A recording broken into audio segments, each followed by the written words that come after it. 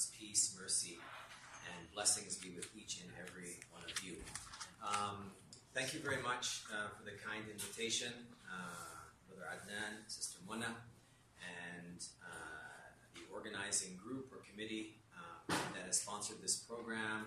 I'm very happy to be back at Queen's, to see some familiar faces, albeit for a very heavy discussion, a really difficult discussion concerning the life and death of Sulaiman Fakiri. I had the honor of driving with Brother Yusuf from Toronto, and when you travel with people, you get a very unique side.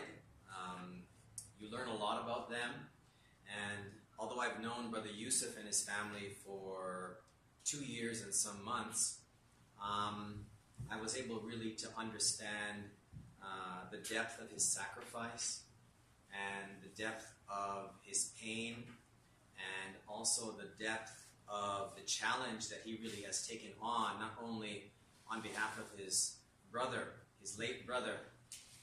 May God expand his grave and raise him with the righteous in the hereafter. But he's also taken on the job of holding our detention centers accountable for how they treat those who are in their care. I myself professionally am a chaplain. I worked as a chaplain with the Correctional Service of Canada for some years, based in Kingston. And I have a little bit of experience in prisons and perhaps the psychology of prisons, the psychology of how guards, correctional staff deal with those whom they're responsible for. So when Yusuf approached me some 2 years ago about the case of his brother, I was especially hurt and especially sensitive to what had happened. And I don't have to go through all of the details. You've heard the details. You've watched the video. It's a very ugly situation. And the ugliness is compounded by the fact that the detention center where Sulaiman Fakiri was being held really represents us. It is a government institution that actually represents the people. That's something that we have to understand. And our correctional facilities and our detention centers, they really are just a microcosm of the outside. Sometimes we have this illusion that because we see this barbed wire around prisons, somehow these institutions don't have much to do with us. We can just forget about them, not worry about what happens on the inside. I remember when Kingston Penitentiary actually closed down, everybody was in such a rush to go inside, because for all the years that this institution has been here, not many people have actually gone inside. They pass by and they know it's a prison, and they know that some very ugly things happen inside.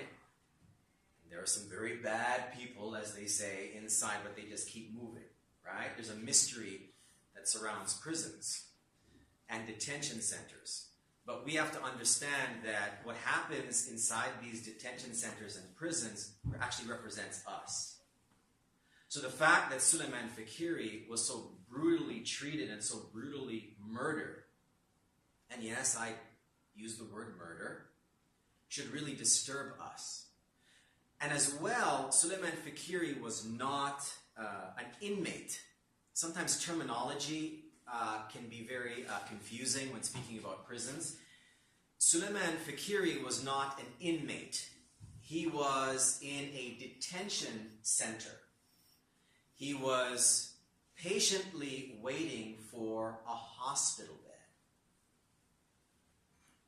because he was diagnosed as having a mental illness, and the medical professionals documented that he needed to be in a hospital. So he was being temporarily housed in a detention center waiting for a hospital bed. But a day before he was to go to that hospital bed to get that medical care that was professionally determined by a medical professional, he was killed in this detention center. This is something that should disturb us. This is something that should concern us, and it is, in fact, our issue. It is not a matter for only correctional staff to deal with. It's not only a matter for law enforcement to deal with. It's not even a matter only for politicians to deal with. It's actually a matter for the people to deal with. Because this action actually represents us. And if we are satisfied with that, then perhaps we should look ourselves in the mirror and ask ourselves what kind of society we want to live in. Because as Brother Yusuf mentioned, you can determine the value of a society based on how the most vulnerable are treated. And it's very interesting how certain political actors and certain law enforcement actors usually target the most vulnerable if they have a point they wish to make in order to get elected, or in order to, big up themselves, or, swell their status before the people. They usually go after the most vulnerable people, the people who can't really, speak back or push back. This is something that should really disturb us. And as a chaplain, I'm often asked this question. And in the case of Sulaiman Fikiri, I'm asked the question, why do, bad things happen to good people? That's a real chaplaincy question. I'm asked that question everywhere I go, and I think all of those, my wonderful colleague, Kate, has probably asked that same question, why do bad things happen to good people? That's a really good question, and it's a really honest question, because we carry a lot of pain. We carry a lot of pain on behalf of the people that suffer.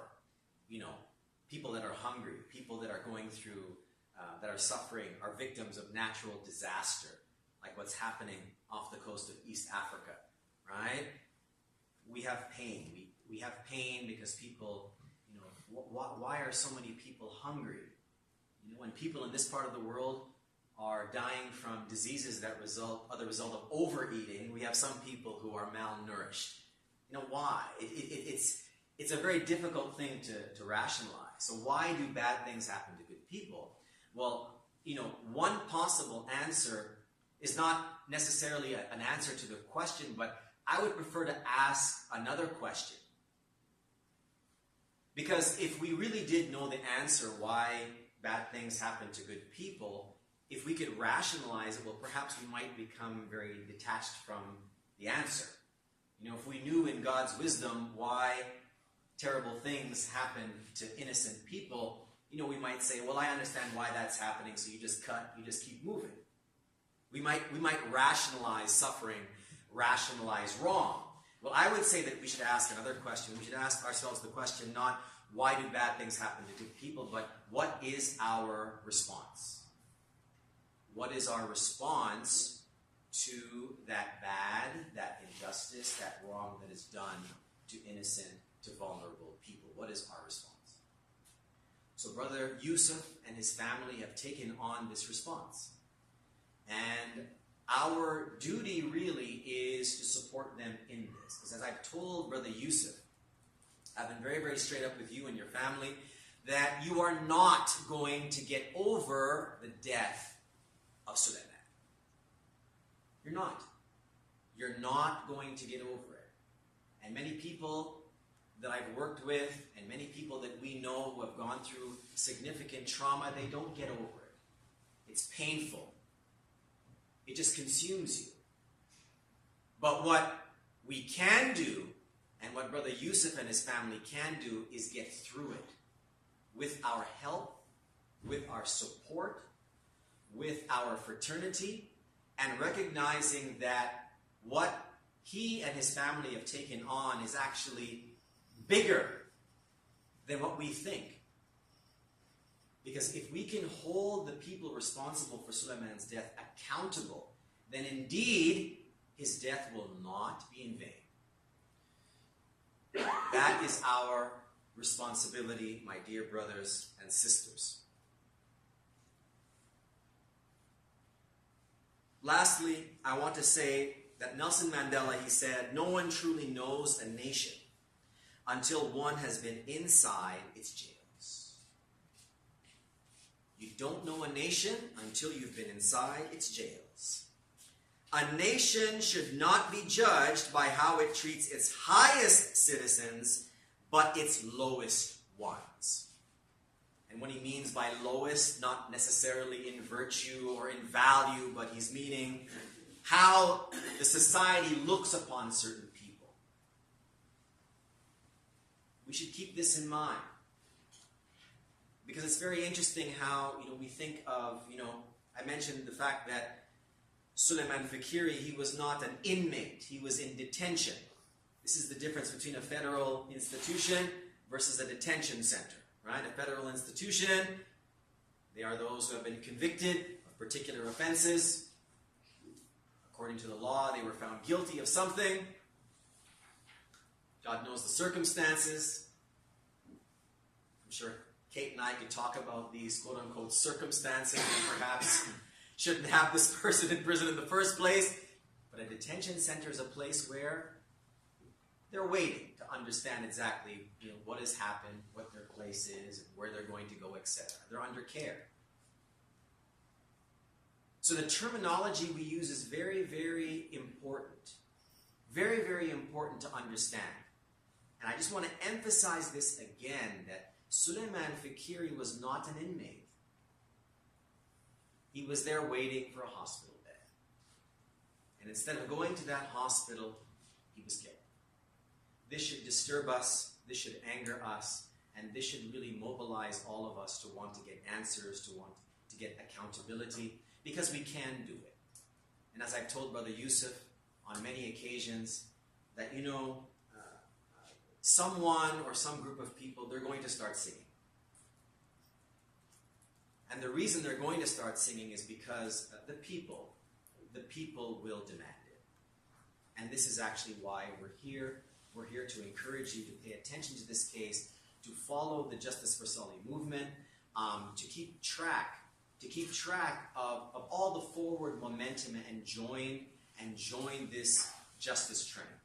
We're asking you humbly to do this, because we're going to walk with the Fakiri family until we get some answers and until they can have their loved one, Suleiman Fakiri, rest in justice and rest in peace. So may God guide us on the straight path, the path of those whom he has blessed, and not the path of those who earn his anger, nor those who go astray. And we thank you so much for hosting us, and we look forward to having some question and answer so we can get into some more specific details about the case. Thank you very much.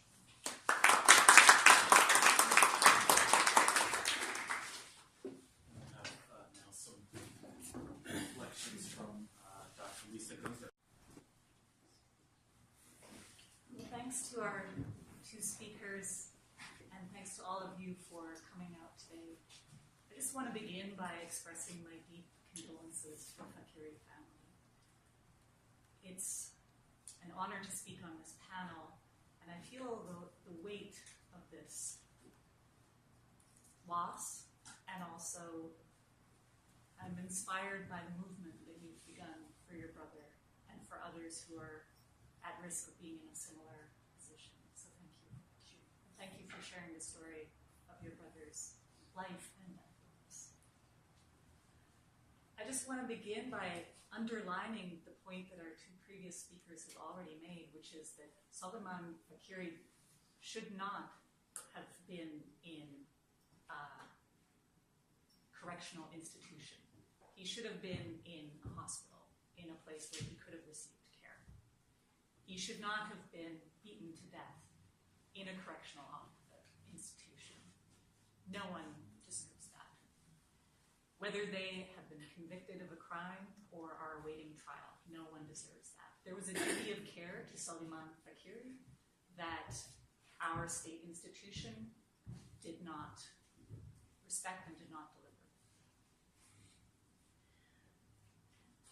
The work that I do on prisons has focused a lot on solitary confinement. So I want to begin my words just by talking about the circumstances under which Suleiman Fakiri was held at the Central East Correctional Center. So solitary confinement is a practice that until recently the Canadian government said we did not practice. They said we practice administrative segregation or disciplinary segregation, but we don't practice solitary confinement. Now the federal government is proposing to abolish solitary confinement because we've admitted that this is something that we do. And one of the principles that have come up in challenges by the BC Civil Liberty Union and also here in Ontario in courts challenging the constitutionality of solitary confinement is a UN regulation which is known as the Nelson Mandela Rules, which is that no one should be held in solitary confinement for more than 15 days. That more than 15 days in solitary confinement constitute torture. Soliman Fakiri did not even make it 15 days. He was killed on the 11th day in solitary confinement. He was held in a situation that has been recognized by psychiatrists and criminologists and human rights leaders as both exacerbating existing mental illness, people who are put in extreme isolation, and even in producing mental illness in people who enter solitary confinement without already existing conditions. And so there's a phrase, it's called SHU syndrome. It's named for security housing units, which is one of the many euphemisms for solitary confinement. And what SHU syndrome consists of is a multiplicity of different symptoms, some of them emotional, and so extreme isolation in what's basically a concrete box, often windowless and often without any dimming of the lights during the night. Can often produce emotional symptoms such as extreme aggravation, anxiety, depression, uncontrollable rage. It can produce cognitive impairment, and so people who are held in solitary confinement often have a difficulty remembering things, difficulty distinguishing between what happened yesterday, what happened last week, what happened last month. They even often experience perceptual distortions such as hallucinations, whether hearing voices or seeing things, and often experience physical symptoms such as bodily aches and pains, headaches, insomnia, digestive issues. And so all of these symptoms together are one of the many reasons why we should not hold any human being, whether they have mental illness or not, in conditions that produce such devastating results in people. So I mentioned the federal government's recent efforts to abolish solitary confinement. And one of the recommendations that people have made, including the Correctional Investigator of Canada, is that we could come up with the best policies in the abstract, and if those policies are not respected by correctional officers on the ground, they will not have an impact. And so if we want to abolish solitary confinement and abolish the sorts of conditions under which Soliman Fakiri was held in the final days of his life, we would need to transform the culture of impunity in correctional institutions, which involves both the sort of impunity that would lead people to beat a man to death, and also the sort of impunity that would lead to a kind of culture of silence and refusing to be accountable, refusing to speak about what happened, fearing what would happen to you if you do speak the truth. So prisons operate as sort of these spaces of what I understand as a philosopher as spaces of epistemic ignorance, or an epistemology, a theory of knowledge that produces and reproduces ignorance. It's almost as if the prison walls were like a firewall to separate knowledge of what happens behind those walls from the knowers, the people, you and me and anyone else who lives in this society, who are citizens of the country that operates prisons, that we don't even know, we don't even understand what happens behind those walls. And one of the things that concerns me I was just struck by what Yusuf said about these inquiries. It took 8 months for the coroner's report to appear, and then another year for this police investigation, which then said, even though we can all look at that evidence and say, we know something went terribly wrong there, someone must be held accountable here, that what these investigations produced was a kind of ignorance or refusal to know. And this is part of what philosophers call the epistemology of ignorance. The way in which knowledge and sort of an official inquiry can actually not produce the knowledge we're looking for. Feminist philosopher Sarah Ahmed talks about complaint and the certain processes of complaint, of registering a complaint, that seem to be designed not actually to address that complaint, but to redirect and to detain and delay the sort of reckoning that the Fakiri family has been calling for. And so, in conclusion, I think we have to think about what do we want? What would accountability look like, and what would justice look like? In part, this is also a question about knowledge. The Fakiri family wants to know and deserves to know what happened to their loved one. And the Canadian people want and deserve to know what happened in that prison. And so knowledge is connected to justice, I think, but it's not sufficient for justice. Simply to know and not to act, to transform the situation that Soliman found himself in, and that his family now finds himself in, would not be following through on the meaning of that knowledge. And so we have to connect knowledge to action, and that's exactly what the movement for justice for Soli is about. So one of the things I admire about this movement is that it understands justice as both backward-looking and forward-looking. That there's both a meaning of accountability that asks people who are involved to give an account of themselves and to give an account of what happened, to remember and to speak that truth. And there's also a dimension of justice that looks forward, that says this can never happen again. And we have to change the structures that made this happen in the first place. And so I thank you for letting me speak to you today, and urge you to join the campaign.